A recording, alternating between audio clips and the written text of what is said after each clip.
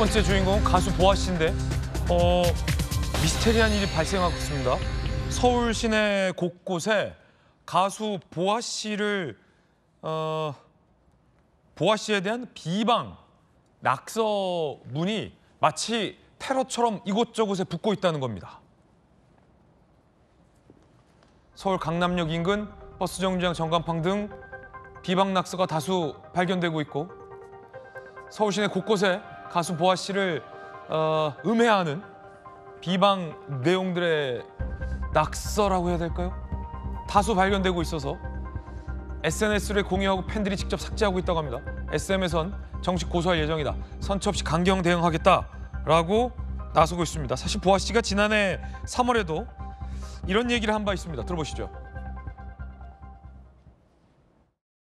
연예인도 사람이거든요. 많은 분들이 연예인을 화풀이 대상으로 생각을 한다라는 느낌이 좀 들었어요. 악플은 나빠요, 그냥. 악플은 나빠? 네, 악플은 그냥 나빠요. 좀 더 따뜻한 시선, 그리고 아이돌도 사람이다. 인간으로 좀 존중해 주시는 마음도 있었으면 좋겠다라는 생각이 듭니다. 아, 이거 말이죠. 참 뭐 이런 일이 있네요. 무슨 악감정이 있었던 걸까요?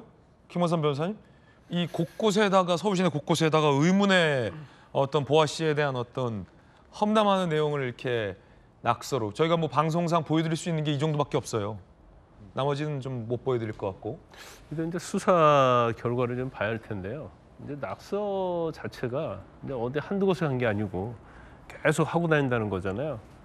그런데 그 낙서 내용도 사실은 뭔가 이렇게 막 본인에 대한 뭔가 좀 의혹이랄지 그런 것들 이제까지 했던 그런 게 아니고 그냥 테러 수준의 네. 그냥 욕설 공격. 그렇죠. 뭔가 지금 방송에서 언급하기 네. 부적절한. 그냥 모욕적인 거예요, 모욕. 네네. 그런 걸 보면 그냥 지금 수사가 진행 중이라서 이제 밝혀진 건 없는데 어느 한 명이 계속적으로 서울 시내를 돌아다니면서 이제 낙서를 하고 있다. 야, 이런 패턴은 좀 굉장히 뭐랄까 이례적인데. 제보가 있어요. 그래서 제가 볼 때는 약간 정신적인 문제가 있는 사람일 수도 있고요. 단정할 수 없습니다. 예. 아니면 이제 보아 씨에 대해서 굉장히 직접적인 연관은 없는 걸로 보여요. 근데 그냥 본인의 어떤 감정에 의해서 그냥 하고 싶은 대로 하는 것이 아닌가 싶어요. 그래서 저건 일종의 이제 테러죠. 낙서 테러라고 볼 수 있고. 물론 그걸 보고 팬이랄지 아니면 국민들이 보아 씨에 대한 어떤 생각이 달라지고 그러지는 않을 거예요. 그렇지만 굉장히 유명인이잖아요. 또 한 명의 또 인간이단 말이에요. 저런 식의 어떤 낙서 자체에 대해서는 전 반드시 발본색원하고 수사해서 이제 엄벌을 해야 하고 그 이유가 뭐였는지도 지금 경찰서 한번 밝혀서 좀 알았으면 좋겠습니다. 네, 참 희한한 사건입니다. 두 번째 소식 만나보시죠. 오늘의 핫쌈입니다.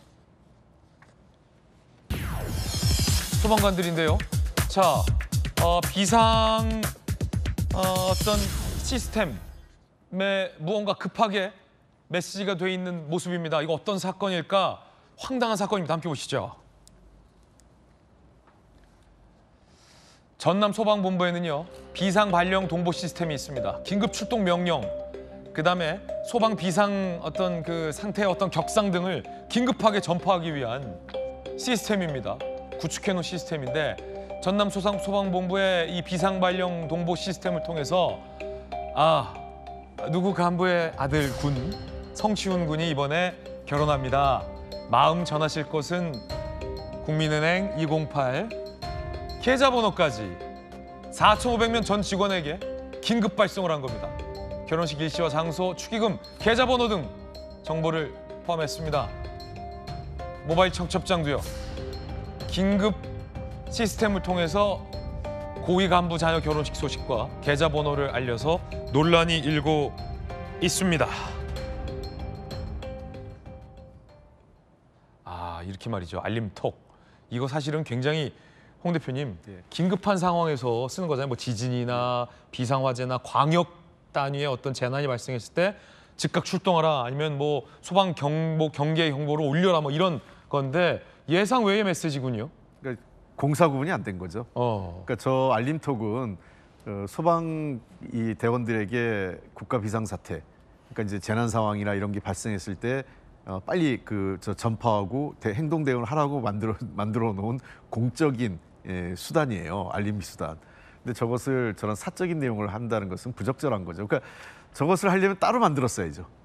아예 예를 들면 경조사를 알리는 그런 다른 어떤 뭐랄까 약간은 좀 사적인 그런 알림방이 따로 있었으면 모르겠는데 저렇게 공적인 데에다가 사적인 내용들을 뒤섞어 버리면 사실은 저렇게 되면 비상 경계망의 효용도가 떨어져요. 떨어지죠. 예. 왜냐하면 불필요한 게 들어오면 우리 안 읽을 때도 있잖아요. 그러니까 너무 많은 문자가 들어오고 카톡이 들어오고 하면 이거는 뭐 꼭 비상 상황이 아닌 것도 있을 수 있다고 생각하면 저거는 사실은 어떠한 상황이 되더라도 알림톡이 들어오는 순간 최우선적으로 보라고 만든 비상 알림 수단인데 저렇게 사용한 건 매우 잘못되고 저런 것이 제가 보기엔 공직기강 해이라고 봅니다. 예, 황당한 직원들의 반응. 결국 순천 소방서가 사과를 했습니다. 비상 시스템이 일반 알림으로 전락했다. 전 직원에게 경조사 알림 말이 되냐? 진상조사 필요하다. 내부 게시판에 이런 불만들이 오릅니다. 그러자 순천 소방서 사적 메시지 전달 깊이 사과한다. 공적 시스템 운영에 엄격하고 신중하게 접근하겠다라고 사과를 했습니다. 김기흥 전 대변인님, 황당합니다.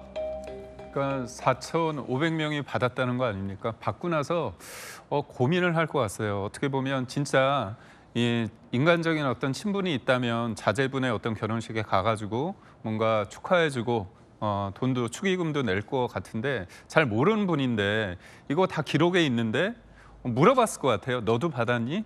너 어떻게 할 거니? 그래가지고 야 그래도 가야 되는 거 아니냐? 그럼 갔을 것 같습니다. 그러니까 결국 뭐냐면 굉장히 사적인 영역인 것을 공적인 위계에 의해서 고위층이라는 이유 때문에 그거에 대해서 일종의 압박을 하는 거 아닙니까? 압박을 넘어서 제가 볼 땐 겁박인 것 같은데요. 그러니까 어떤 윤리 의식이 없다고 볼 수밖에 없습니다. 그리고 또 요즘 축의금 관련해서도 진짜 요즘 많이 고민이 되지 않습니까? 또 비혼주의자도 있고 또 그래서 이게 예전에는 뭐 5만 원짜리가 없을 때는 뭐 5만 원, 3만 원 하다가 이제 요즘에는 웬만하면 뭐 10만 원 그리고 또 사적으로 되게 연이 깊은 관계라고 하면 10만 원 가지고는 좀 그런 거 아니냐. 특히나 또 관련 기사를 보고 제가 보면 결혼식장에 가면 식대가 음식비가 너무 비싸다 보니까 야 이렇게 비싼 음식인데 더 내야 되는 거 아니냐 그런 생각을 해서 이런 여러 가지를 생각하게 하는 그런 사건이지 않았을까 그런 생각을 해봅니다. 이것도 황당한 게 같은 날에 두 곳에서 이 두 아들, 딸의 어떤 결혼 소식이 올라왔다는 거예요. 당일에 두 건이나. 성춘 부의장님. 간부 자녀의 결혼식 소식이. 이게 재난이죠. 예. 이게 재난이다. 예, 이거야말로 재난입니다. 예. 이게 재난이다. 어떤 의미에서 이게 재난 아닙니까? 어떻게 그 국가가 만든 시스템을 사적으로 이렇게 본인 자녀들 결혼을 알리는데 활용하는 이런 사건, 이런 이슈가 나온다는 것 자체가 안 그래도 국민들은 이 소방 공무원들에 대한 이 존경심과 이런 것들을 갖고 있는데 그들에 대한 이런 안 좋은 이미지를 심어줄 수 있는 이런 사건 자체가 저는 너무 안타깝습니다. 저는 이 새 정부에서도 뭔가 이 소방 공무원들에 대한 처우 개선이나 이런 것들을 더 많이 해야 된다고 생각하는데 이런 부적절한 이슈가 발생하고 이런 게 국민들께 느껴지면 그냥 은연중에 공무원들의 소방 공무원들에 대한 안 좋은 이미지가 쌓이게 되는 거잖아요. 그렇기 때문에 이런 것 자체가 그냥 일부 개인의 일탈일 뿐이지 전체 공무원에 대한 전차 소방원 대원분들에 대한 이미지로 이어지지 않았으면 좋겠다는 그런 좀 아쉬움이 있습니다. 이런 게 재난이다. 이게 사실은 네. 이 소방 공무원들이 이번에 문제가 돼서 그런 건데요. 그 이전에도 지방자치단체에서 자치단체장들이 예를 들면 이제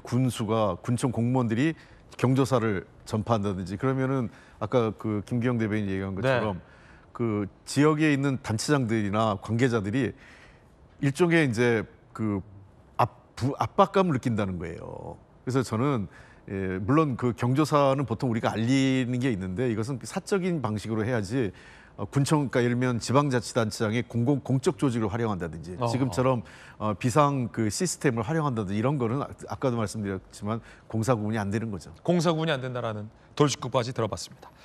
오늘 희한한 사건들 많습니다. 세 번째 소식 만나보시죠. 이것도 희한합니다. 20대 여성이요. 본인 스스로 모텔에 셀프 감금을 한 사건입니다. 남자친구가 나오라고 해도 안 나오고요. 경찰이 찾아갔는데도 경찰도 안 믿었다고 합니다. 왜 이 여성은 20대 여성은 모텔에 자기 스스로 셀프 감금한 걸까요? 출동한 현장, 경찰이 출동한 현장 영상이 있습니다. 함께 보시죠. 직원인데 보이스피싱 피해 의심된다고 해가지고 몰라 그렇게 안 하셔도 돼 선생님. 뭐 진술도 그렇고 지금 공개 핸드폰 하나 같이 뭐 대충 어떤 건지는 아시죠? 112에 신고해보셔. 제복 경찰 공무원 말 안 믿으면은 누구 말 믿을 거예요? 해준대요. 자기네들이 보낸 건지 아닌지도 겁만 일상 참 걸리고 받으시는데 가스라이팅 당하신 거예요 본인. 몇 시간씩 했죠. 그러니까 본인이 세뇌된 거예요. 병원 가서 가족 만나볼래요? 만났으면 초기화해요. 알았죠?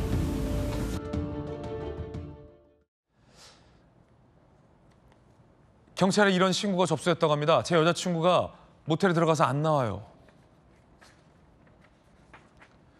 여자친구가 이 검찰 수사관이라는 사람과 통화했는데 어제부터 모텔에 나오고 있지 않다라는 남자친구의 신고가 있고요. 대전 동부경찰서가 해당 모텔로 출동한 겁니다.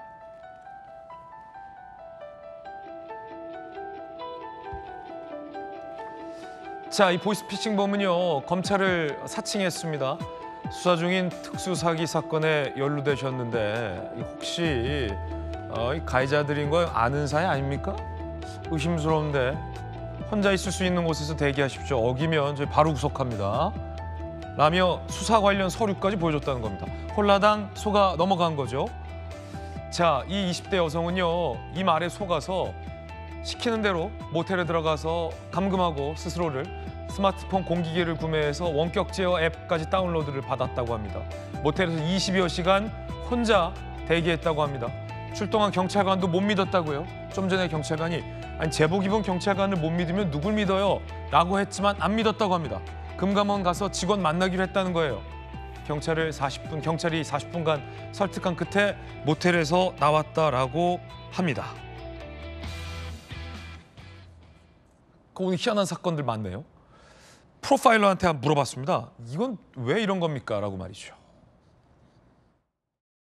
범죄자들은 피해자들을 다른 정보로부터 고립시키는 방법을 일단 씁니다. 스스로 감금을 하게끔 만드는 거죠. 스스로 이제 외부의 정보를 차단하게끔 만드는 가장 좋은 장치가 모텔이라든가 아니면 숙박시설이라든가 이런데 안에서 문 잠그고 이렇게 해라. 지금부터 너한테 어떤 그 정보를 주는 사람도 다 믿지 마라. 이것이 진실이고 이것만을 믿어라. 라는 방식으로 가스라이팅 진행을 합니다. 20시간, 몇 시간 동안 계속 같은 정보를 지속적으로 정보를 쏟아붓는 이유가 그리고 특정한 공간에 가서 혼자 듣게 하는 이유가 정보를 갑작스럽게 많이 그 사람한테 들이붓는 겁니다. 그렇게 되면 정보의 장벽이 생겨버립니다. 만약에 다른 사람이 얘기하면 그 정보의 장벽이 깨져버려요. 이게 가스라이팅의 원리입니다.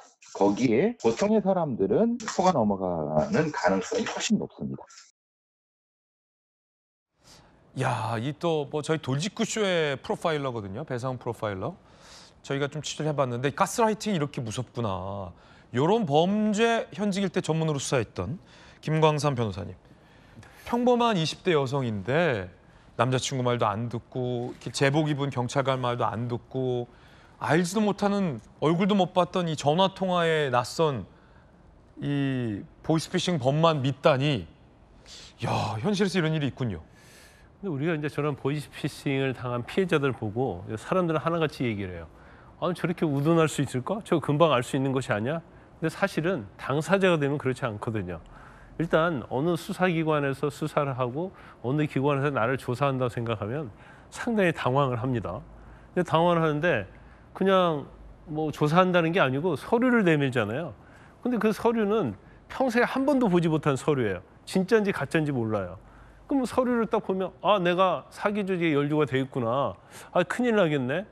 그러면 사실 뭐 드라마나 영화를 보면 자기는 아무 죄도 없는데 뭔가 연관이 돼가지고 또 구속되는 사례가 많거든요. 더군다나 20대라고 한다면 이제 사회적 경험이 거의 있지 않습니다. 그러면 자기를 이제 구속할 수도 있다. 이런 얘기를 하면 이제 겁을 먹을 수밖에 없고. 네. 그런데 이제 방법이 모텔에서 대기하라.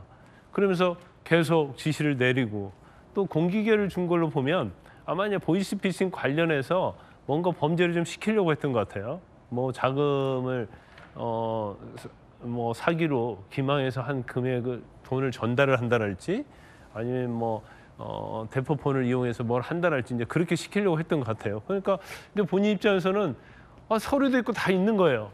그거 다 믿는 거죠. 그리고 경찰이 왔지만 경찰은 이 내용을 모른다고 생각하는 거죠.